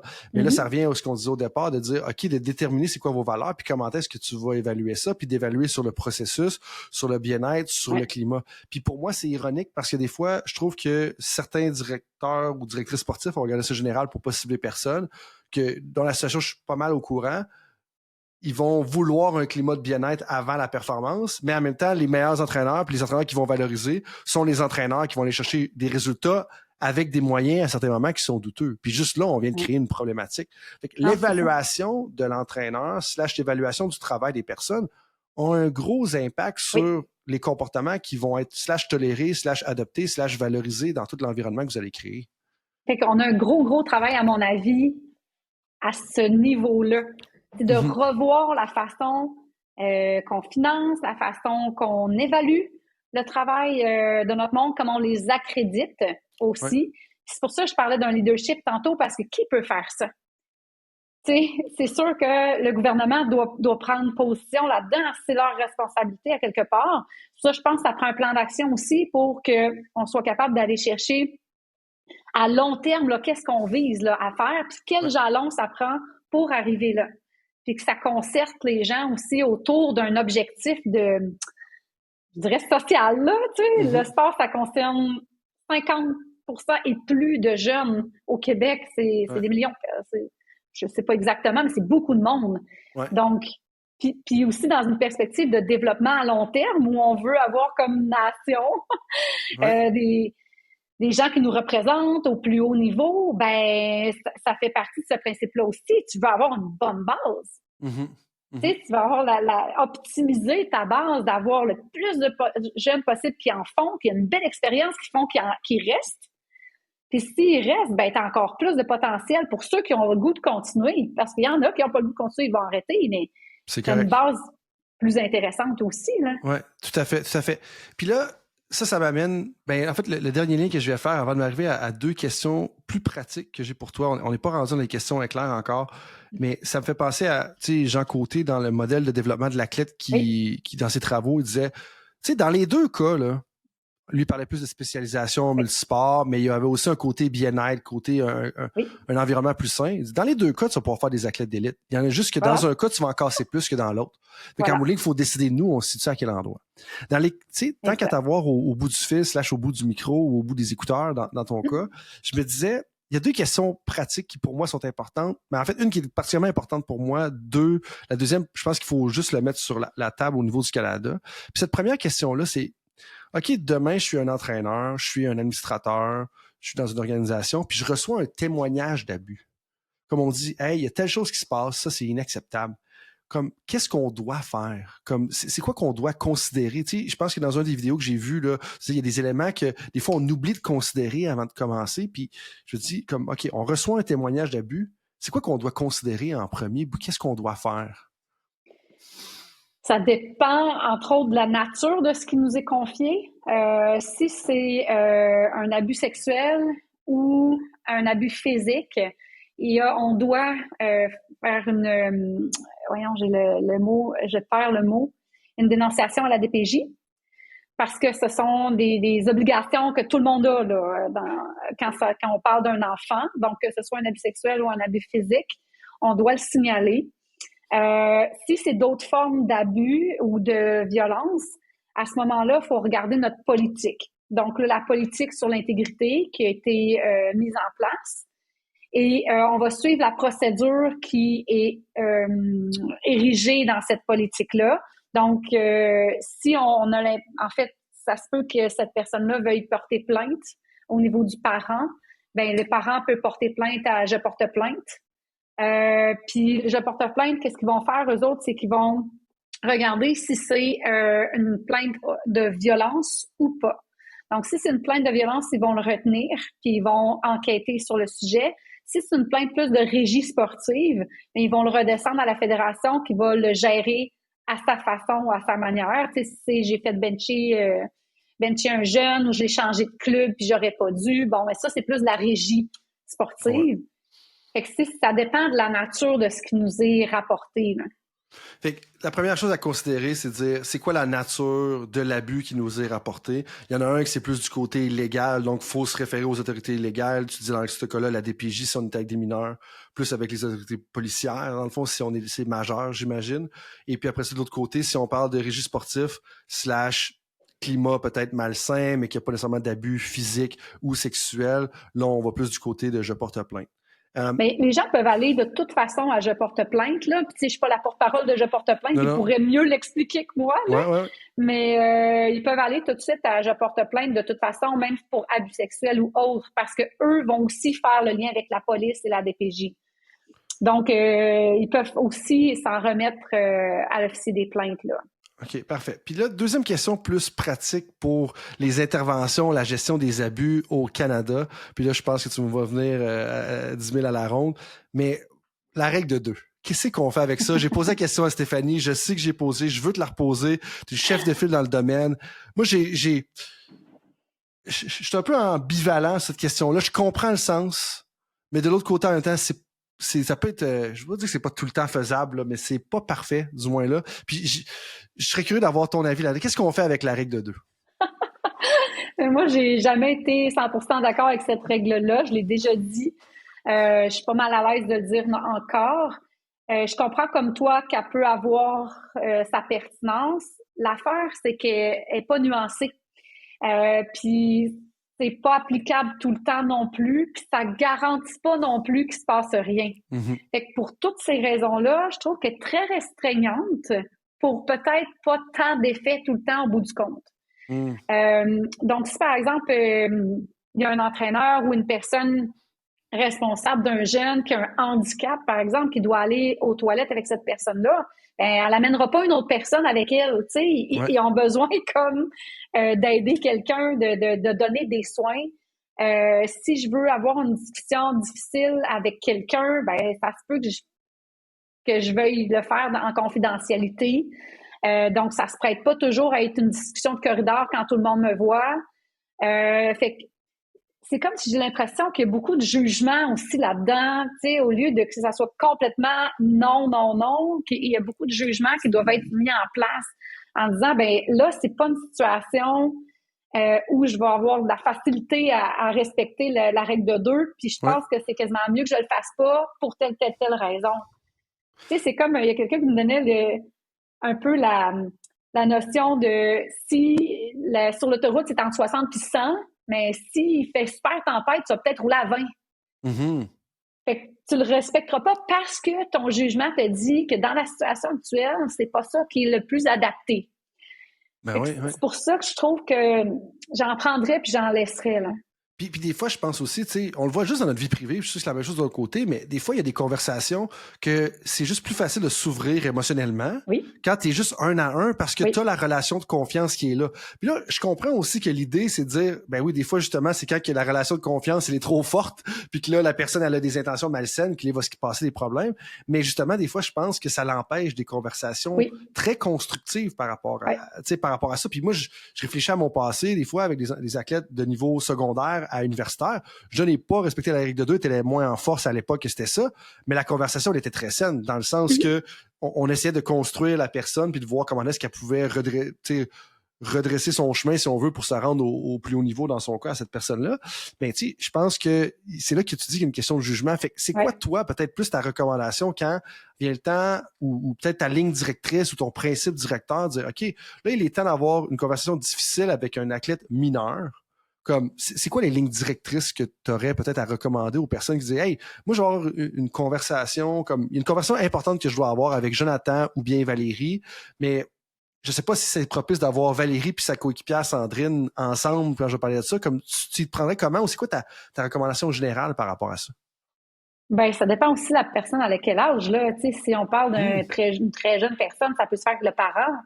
Okay. C'est une question difficile qui concerne la santé de l'enfant ou peu importe, ça dépend aussi de la nature de la conversation. Donc, c'est pour ça que je dis toujours aux étudiants, ça dépend. Donc, c'est là le jugement sur le contexte, c'est quoi l'âge de la personne, c'est quoi le sujet de discussion. Fait que c'est comme pas, j'ai pas de bonne réponse, mais il n'y a pas de recette. Fait que c'est juste le jugement de dire, mais hey, dans cette situation-là, est-ce que ça serait pertinent que le parent soit présent parce qu'on veut parler de problématiques de poids, par exemple, chez son jeune, puis là, ça devient difficile, je l'ai vu faire vomir, par exemple. Bon, mais là, est-ce que je devrais en informer le parent, faire une rencontre avec l'enfant? Je devrais-tu faire une rencontre avec une nutritionniste à la place? y a-tu comme des alternatives aussi, dépendamment de la nature de tout ce qui se passe? Puis si tu es dans une aire ouverte, mais retirée, ça peut se faire. Mm-hmm. Tu sais, fait que c'est tellement dépendant du contexte que c'est comme difficile de répondre à cette question-là, mais je pense que c'est une grosse question de jugement. Puis ce qui est problématique, je pense, actuellement, c'est un peu le backlash qu'on observe. Tu sais, c'est comme si, OK, là, faut plus toucher personne, faut plus jamais être vu tout seul avec quelqu'un. C'est pas là qu'on veut aller. Tu sais, on veut ramener ça ici, là. Pas l'autre extrême, mais au centre. Puis c'est pas vrai qu'on peut pas toucher les gens. Ça dépend comment on le fait. Ça dépend de la réaction qu'on observe de l'autre. Fait que ça dépend aussi de l'empathie. Est-ce qu'on est sensible à l'autre? Ouais. Si l'autre se recule quand j'approche, c'est un signe. Je suis trop dans sa bulle. Fait que c'est ça, il n'y a pas de recette. Mais ça me parle ce que tu dis en plus, parce que moi, je dis tout le temps, puis je l'ai dit à quelques reprises, peut-être plus dans les premiers épisodes de Temps d'arrêt, mais quand tu entends une personne dire « ça dépend » à une question, c'est bon signe généralement. C'est un signe de compétence, parce que c'est pas vrai qu'il y a du noir ou du blanc, puis que c'est juste clean cut, puis tu ramènes la question de toucher, puis je pense que c'est important, dans le sens que, des fois, une petite main sur l'épaule, là, juste pour montrer comme que t'es solidaire, puis comme « hey, je suis désolé que ça soit passé comme ça », ou comme « vas-y, tu sais, Thomas, je pense que t'es capable ». Ben, c'est ça. Puis bien entendu, il y a une question de dire, il y a des moments que peut-être qu'il y a des personnes que non, main sur l'épaule, pour eux, ça fonctionne pas pour X, Y, Z raison. Mais c'est là, je pense que probablement, dans le développement des entraîneurs, le développement de notre personnel sportif, peut-être qu'on a besoin d'un peu plus d'études de cas par rapport à ça. Tu sais, dans le sens que je pense qu'on enseigne beaucoup par formation, communiquer des principes, mais de plonger les gens. Puis tu sais, là, on faisait un lien, puis j'avais pas prévu ça en début de conversation, mais une chose que moi, je retiens de ma maîtrise en administration du sport, je sais pas si c'était ton cas, mais il y avait beaucoup d'études de cas. C'est-à-dire comme, OK, on va lire un cas réel d'une telle organisation, on va ressortir les 5 W, comme qui, quoi, quand, comment, pourquoi et où. Ensuite de ça, on va décrire, puis après ça, on va dire okay, toutes les alternatives, puis après ça, on va voir c'est quoi qui peut être fait. Puis ça t'amène à pratiquer ton jugement. Puis des fois, je trouve que dans nos formations, oui, on va discuter des différents éléments, mais de plonger dans des études de cas comme ça, qui sont spécifiques, ben c'est quand même important. Mais là, moi, ça m'amène à un autre point, puis je veux que tu me dises si je me trompe. Je pense que ça ramène au point de la communication qu'on parlait tout à l'heure. C'est-à-dire que si tu n'as pas une communication ouverte, tu n'as pas pris le temps d'ouvrir les canaux de communication avec tes athlètes très tôt, ben, ça se peut que tu mettes la main sur l'épaule puis Sandrine elle fasse comme excuse coach, mais non, genre tu sais, ben ok parfait, tu sais où est-ce que vous en êtes là-dessus, tu sais de parler de son style de coaching, de clarifier les intentions, je pense que c'est quand même très important. Tu sais, sur le toucher, il y a une étude qui a été faite qui a interrogé les athlètes directement. Vous le toucher là, comment vous percevez ça? Puis les athlètes disaient ben nous ça nous dérange pas. Je veux dire, c'est important, le high five, les tapes sur l'épaule. Puis, ce qu'il disait, c'est que ça dépend aussi des cultures. Il y a des cultures, c'est comme le toucher, c'est ça, non, là.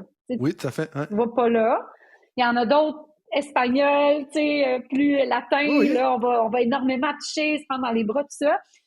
Mais moi, je leur disais une chose qui est claire.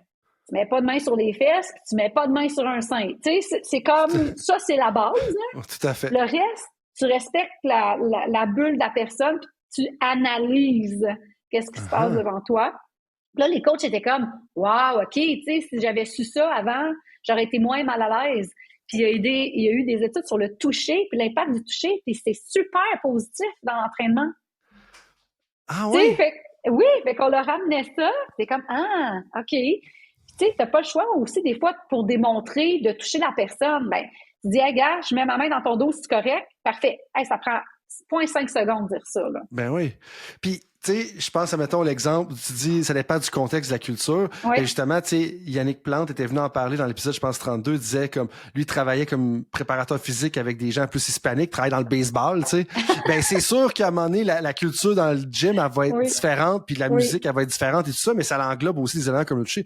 Puis ça l'amène au point où est-ce que tu disais, tu sais, de faire un triple low five avec tes athlètes, après ça, de faire un shoulder bump, ben, des fois, ça peut amener de l'énergie, puis le coach est comme nous autres, il est excité, lui aussi, avec nous. Donc, ça l'amène un élément, puis je trouve que des fois, justement, comme ce que tu viens de dire, je trouve ça super intéressant, en fait, parce que, tu sais, on va se demander après ça pourquoi il n'y a pas de connexion entre l'athlète et l'entraîneur, mais si on bloque le toucher ou des formes, puis tout à fait de façon respectueuse, bien entendu, comme tu l'as bien dit, ben justement, ça va brimer la connexion. Puis là, si on n'a pas de connexion, c'est là qu'il va y avoir des conflits qui vont arriver. Puis, parce que souvent, pour avoir une bonne relation avec des gens, il faut que tu aies un point de connexion régulière. Tu sais, que ce soit une petite conversation, un petit high-five, un petit high-five, un fist bump ou des choses comme ça. Je pense que c'est vraiment important. Puis je suis content. Y a-t-il d'autres choses qui est ressorti ou que peut-être que les gens ne savent pas par rapport au toucher qui est important à considérer? Parce que ça me parle quand même ça, parce que ça fait partie d'être humain, tu sais, la bise quand des gens arrivent chez vous, la poignée de main, puis ces éléments-là, tu sais, c'est important de créer une proximité, mais en même temps, ça me fait penser, tu sais, j'ai quelques amis qui sont originaires du Brésil. Une des premières choses qu'ils se font dire quand ils arrivent ici, c'est dans la bulle, les gens, faut que tu gardes une distance de bras. Fait que là, je fais le geste, mais c'est de dire, OK, si tu arrives ici, puis on parle ensemble, comme, est-ce que tu es capable, tu sais, est-ce que tu es capable de toucher la personne avec ton bras? Si tu es capable de toucher la personne avec ton bras, tu es probablement trop proche. Fait que recule un petit peu. Fait que, tu sais, juste des éléments comme ça, quand on parle de culture, ça, c'est un exemple concret qui nous dit, hey, la culture peut-être de l'Amérique du Sud versus, là, je vais dire peut-être plus spécifique au Brésil, versus québécoise, versus dans le reste du Canada, elle est pas pareille à ce niveau-là, tu sais. Non. Puis, tu sais, il y avait l'élément culture, mais il y avait aussi l'élément, tu sais pas ce que la personne a dans son passé. Fait que si elle a vécu de la violence physique dans sa famille, si elle a vécu des abus sexuels, par exemple, ça se peut que cette personne-là soit très réticente ou soit approchée, mettons, ait peur quand on l'approche trop rapidement. Fait que c'est tout ça. C'est comme une intelligence émotionnelle. C'est exactement ce que tu disais tantôt. Puis ça réfère à l'ensemble, à beaucoup de problématiques dans le milieu sportif présentement. C'est cette intelligence émotionnelle-là. Puis tu sais, on a fait des études sur les jeunes arbitres. Et ce qu'on voit envers les jeunes arbitres, on est « Oh mon Dieu, Seigneur », ils vivent tellement des formes de violence. Des fois, tu te dis « Voyons comment ça se peut, ils sont tout jeunes. » Ils font des erreurs parce que c'est super difficile. Et tu as des parents qui leur crient après. Je l'ai vu là, il n'y a pas longtemps là, quand ma fille joue au basket. La fille, elle pleurait. Tu sais, c'est... Comment tu peux autant pas être capable de contrôler tes émotions devant un jeune qui a 12 ans? Ben, c'est... Fait que, la communication, la gestion des émotions, puis la pédagogie, je dirais qu'on va toucher à pas mal d'affaires si on règle ça. Ben, tout à fait. 3 éléments, puis c'est intéressant parce que c'est 3 éléments qui n'ont aucun lien avec est-ce que ton avantage numérique est bien fait? Est-ce que tu enseignes bien les virages? Est-ce que tu enseignes bien comment attaquer le cheval quand tu vas faire un saut en gymnastique? Tu sais, ça n'a pas rapport à aucun de ces éléments-là. Puis là, excuse-moi, j'ai pas donné d'exemple d'athlétisme, mais on s'entend que ce soit au 100 mètres, etc. Maintenant, si on peut, ça fait déjà un bon bout qu'on discute ensemble. Merci de ton énergie, de ta passion pour ton sujet. C'est un sujet très important, comme j'ai dit au départ. Là, on rentre plus dans des questions éclairs. Est-ce que les gens apprennent un peu plus à connaître la personnalité? J'ai rien de trop croustillant, bien entendu. Il n'y a rien de problématique là-dedans. Mais la première question que j'aurais pour toi, si tu veux retourner en arrière et te donner un conseil à toi-même quand tu avais 22 ans, ce serait quoi? Tu sais, si tu avais retourné justement à l'époque de ta maîtrise, peut-être la fin de ton bac, peut-être même le début de ton doctorat, ce serait quoi le conseil que tu te donnerais à toi-même? Je me dirais de faire ma thèse par article. Oh! OK. Pourquoi? Parce que j'ai écrit ma thèse format traditionnel. Oui. Puis il a fallu qu'après, je rédige 5 articles. J'ai été capable de rédiger 5 articles à partir de ma thèse. Et ça a été un travail comme en surplus, tu sais. Si je l'avais déjà fait par article, je me serais sauvé beaucoup de temps.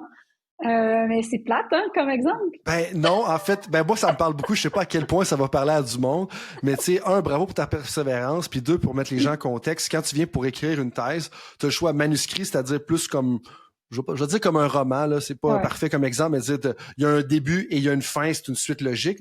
Ou tu as le format par article, c'est-à-dire tu as une introduction, mets les choses en contexte, tu copies, colles littéralement les articles que tu as soumis à des journaux scientifiques, puis tu fais une conclusion après. Mais il y en a un des deux qui est plus propice. Puis 5 articles, en un, je vais te lever mon chapeau parce que c'est pas tout le monde qui sort de son doctorat avec 5 articles, mais en même temps, tu as quand même travaillé fort pour les avoir. Fait que tout à fait, je te suis, ça aurait sauvé quand même beaucoup de temps. Et puis, qu'est-ce que tu as lu et puis que tu recommanderais le plus en ce moment aux gens, des gens qui veulent peut-être en lire plus sur un sujet que tu penses intéressant, ça serait quoi? Oh boy, ça aussi, vous allez peut-être être pas content avec ma réponse, mais je lis vraiment en dehors de mon travail, là. Okay. Je lis des romans policiers. J'adore ça. Okay. Donc, ce que je lis beaucoup récemment, c'est Joseph Rodriguez dos Santos, qui fait un mix de thriller policier avec un peu toutes des questions scientifiques. Fait qu'il mixe les deux. C'est super intéressant. Il cite toutes ses sources.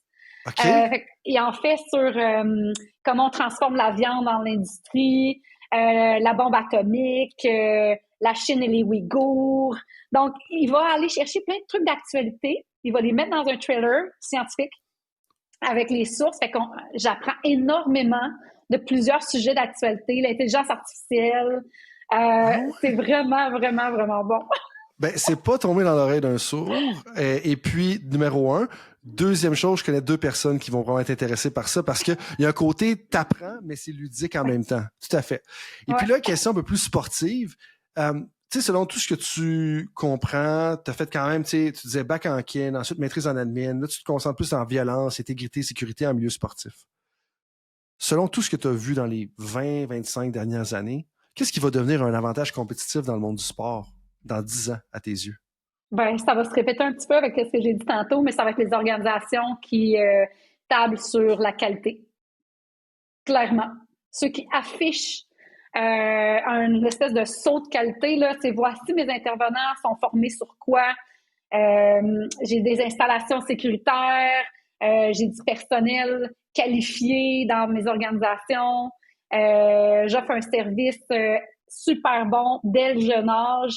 Donc, ceux qui vont être capables de garantir une sécurité puis des expériences de qualité. Je pense que c'est ça qui va prendre le dessus puis c'est ça qui va fonctionner. Mais super. Donc, on dit la qualité avant les résultats, la qualité avant la quantité des interventions ou la quantité des résultats. Sylvie, merci beaucoup pour 1, ton énergie, 2, ta passion, 3, avant que je conclue l'épisode, je te laisserai peut-être le mot de la fin. Est-ce qu'il y a quelque chose que tu veux partager avec l'auditoire, que tu veux leur dire, à prendre en considération? Bref, je te laisse le mot de la fin avant de conclure de façon plus officielle.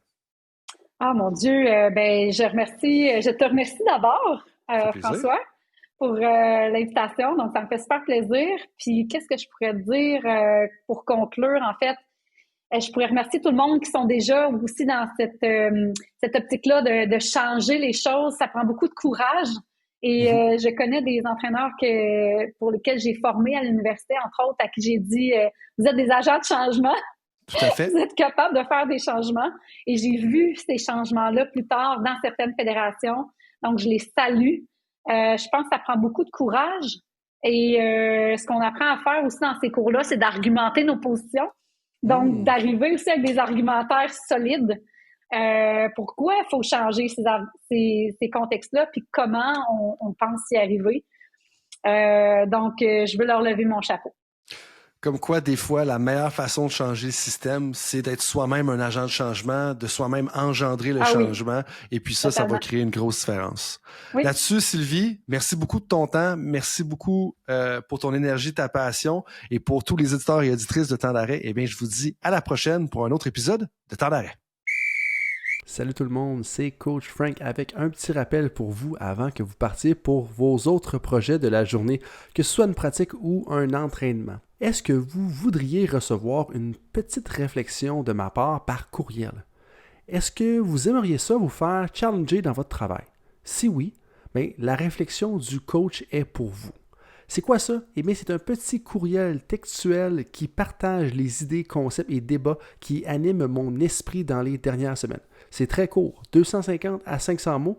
Et donc, si vous voulez recevoir ce genre de courriel qui va susciter de la réflexion, eh bien, visitez le drcoachfrank.com dans la section Contact et inscrivez-vous. Sinon, eh bien, je vous dis à la prochaine et merci d'être avec moi dans l'aventure Temps d'arrêt.